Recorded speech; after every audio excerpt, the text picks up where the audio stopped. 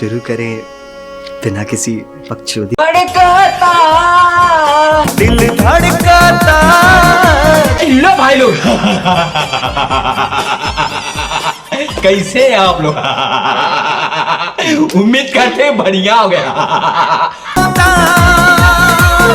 जिया बेटा जिया जिया इतिहास के पाना में लिखल बा। कहीं भोजपुरी का वीडियो देख लो, आज का वीडियो ताबड़तोड़। दिल धड़कता केहू के प्यार केहू के प्यार में। घंटाई चालू बस घंटाई चालू ना ना ना ना उससे केहू न जीता। हसीना हंसी भैया ना रुकी। अगर वीडियो में बचाए कि देवरा के देनी ना चुमा तो लोटिया बनाई मार ओ मार। लेकिन भैया भोजपुरी गाना चाहिए के प्यार में। लौड़ा मार दे। अरे आज का वीडियो ताबड़तोड़। दाल में पुराना। लेकिन भैया भोजपुरी गाना चालू है। मरले बपायना से अरे दादा रे दादा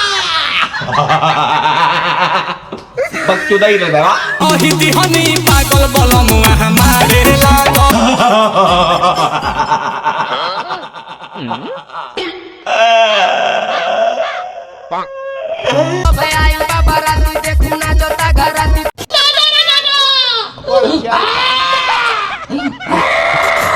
लेकिन भैया स्वेटर है कहीं नहीं।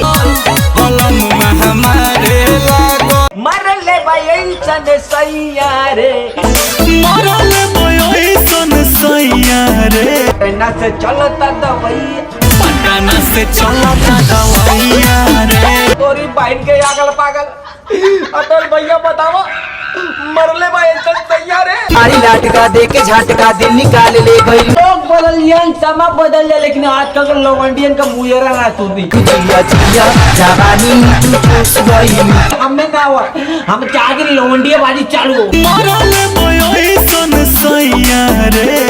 अरे काम मार ले काम मार ले काम मार ले काम मार ले काम मार ले काम मार ले तेरी बहन के बच्चे की यार। ये लोग बदल जे लेकिन प्रेस बदल जे जवाब लेकिन काल ने बकचोदा ही नहीं। गजब के आवे अंगड़ैया रे। लुट गई सारी कंट्री। आता नहीं अगवा सुनता रे दादा तू नहीं अपनी आपके 30 मार खा समझला लेकिन ना कि देवरा के देनी ना चुमा तो अरे दादा तो ले सारे 10 ना सुधर ना चलो तने चाहे तुक्का आवाजी लवंडी आवाजी मरले बपायना से